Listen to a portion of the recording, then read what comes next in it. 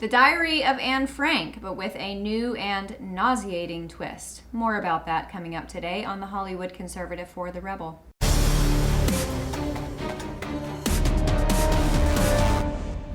So today is Wednesday? 5 days ago, Friday night, I had one of the most horrifying dreams of my life. I woke up Saturday in the worst mood, and it pretty much soured my entire weekend. This is no joke. I am not just telling this story for effect, unfortunately. I had a dream that my parents and I were driving just south of the California border, south of the U.S. border in Mexico. I don't know why. God knows why the heck we would be going there. Anyway, I told my dad, who was driving in my dream, not to go through a certain area. My dad has a Tahoe SUV, and in my dream, I was concerned about the American flag decal that he had on the back of his car. I didn't want him to drive through a certain area because I knew that it wasn't safe and that we would be targeted because of the American flag sticker. The alternate route in my dream that I told my dad to take was blocked off, so instead of turning back like I said we should, he decided to proceed down the way that I knew was dangerous. Long story short, a cartel guy came up to our window and shot my parents in front of me. So naturally, I woke up terrified and devastated. You know that feeling when you can't even go on your normal day. Obviously, it was just a dream, but those types of dreams affect you throughout the day, and for me, all weekend. It didn't help that I was woken up at 5 a.m. by someone who was laying on their horn. Gotta love those considerate people here in LA. Anyway, it's a sad commentary on our society that not only am I stressed about my safety during the cognitive waking hours of my day, but now it is bleeding into my dreams. Conservatives are targeted every single day. Just look at the Turning Point folks in Philadelphia over the weekend getting thrown out of a diner.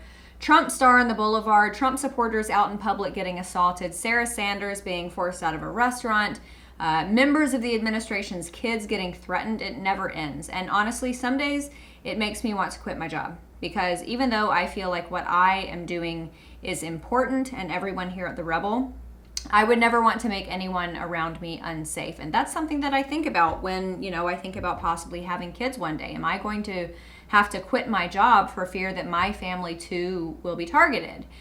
Anyway, enough with my sob story. Moving on to my story of the day. Yes, there is a point to this. The lunacy of the left will be on stage for the entire world to see in an upcoming theater production here in Los Angeles. A new adaptation of the play, The Diary of Anne Frank, will be premiering here in LA, but instead of families hiding Jews in their homes, Jews who are facing extermination, they are hiding illegals who are facing deportation. The play centers around a Jewish woman who is hiding illegal aliens in her home, protecting them from deportation. So instead of the Gestapo, it's ICE officials. So they are comparing the atrocities and genocide of Jews during the Holocaust to the justified and legal process of removing illegal aliens from our country.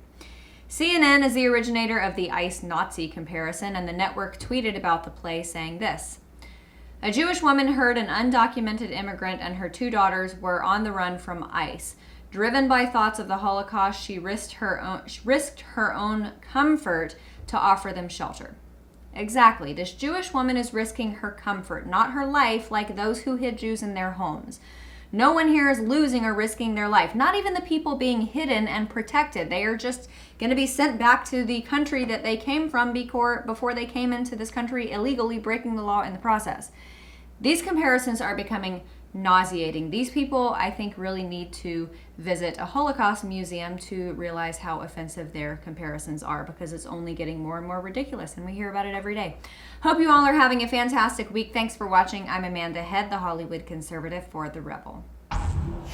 If you enjoyed my commentary and want to hear more from all of us here at The Rebel, subscribe to our premium content at www.therebel.media/shows. Make sure you're following us on Facebook and Twitter for all of our latest news, and download our new app for the Rebel Media on the App Store. That way you will have instant access to all of our latest videos and your favorite Rebel shows. Thanks so much for watching. I'm Amanda Head for the Rebel.